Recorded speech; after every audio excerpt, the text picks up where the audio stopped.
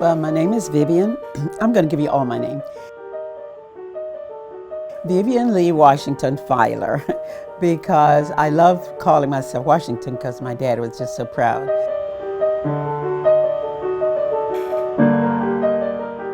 So I knew from early on, from seeing Miss Rosa London when I was a child, I wanted to be a nurse. But there were no educational facilities in Alachua County that were going to allow me to do that because it was segregation. And becoming a nurse were separated by all kind of circumstances, money being the major one, and then, of course, segregation and Jim Crow playing a major part because I couldn't leave home to go anywhere. So I still was far away from being the nurse I wanted to be, but I was a nursing assistant. And Santa Fe opened, and then I realized that I was probably going to be able to realize my dream. Big deal that I could register for school and go over there. And Santa Fe has always been what Santa Fe is, and that is a great place to be. And I knew if anybody could do it, I could do it. My husband was the greatest housekeeper in the whole world. I could never clean a house the way he did, and he did not shy away from it. But he was an outstanding man, and he knew I wanted to go to college. And once that opportunity came, he did everything he could to help me, including when I worked night shift. He'd get the boys out to the babysitter or to school, make the bed, leave the house all clean, leave some breakfast ready, because I'd work nights, and after I got out of class, I'd come home. I graduated in '74, went back to the floor where I'd been a nursing assistant all those years. Worked as a nurse clinician for a while, and then they asked me to teach at Santa Fe. And first I said no, because that was not nursing, and I was not going to leave the bedside where my babies were. I love the babies. I love the babies. So I took care of them, and when they asked me to come teach peds, they didn't have a pediatric teacher. And I went to do that, and I am so glad that I did that. The students were awesome, and the fact that I could pass on the values that I placed in being a pediatric nurse to others was remarkable. And actually, when I was at Santa Fe, they had no nursing program. You remember, it hadn't started. But you know, a sense of accomplishment and a sense of arrival. I have gotten here by sweat and tears.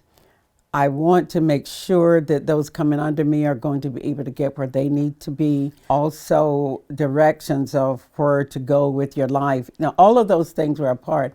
I felt very good that as a teacher, I could bring my students in, or I could send them to a lab. One of the greatest moments was the president convincing us to come to campus, us being health sciences. You know, we didn't want to go to all the way out there. We were over on 13th Street, and that's where I taught nursing. And when they built the building out on I-75, we said, no way, we were not coming all the way out there. So finally, the president said, well, if you will come, we will let you design the building you want and then build it. So all the heads of health sciences got together, and they laid out what they wanted for W building. Once it was complete, then we moved out there.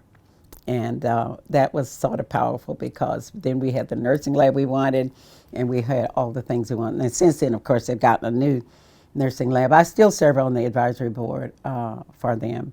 Jerry Green at one point was head of the program.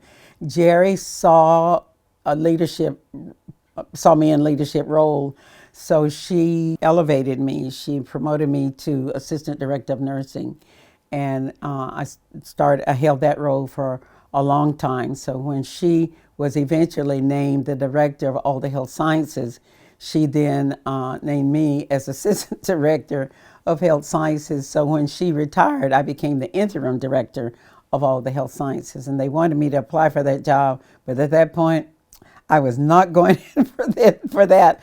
I'd been through all that with Jerry. I enjoyed the role, and getting to be, you know, over that whole scope and work with all those people. But at the time, I was taking care of a sick husband and getting close to wanting to retire.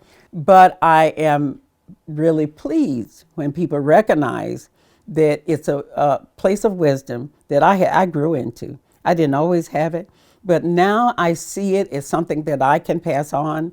And in the African American community, that's a big deal.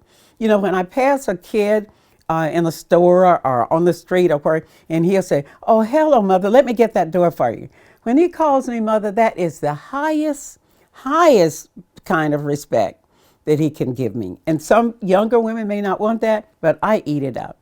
And I know that he has told me that I respect you.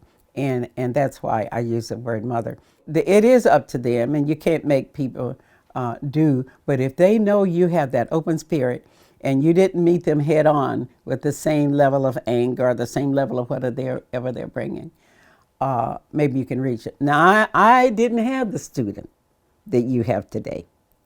I had a student who left a home where somebody told them, be respectful.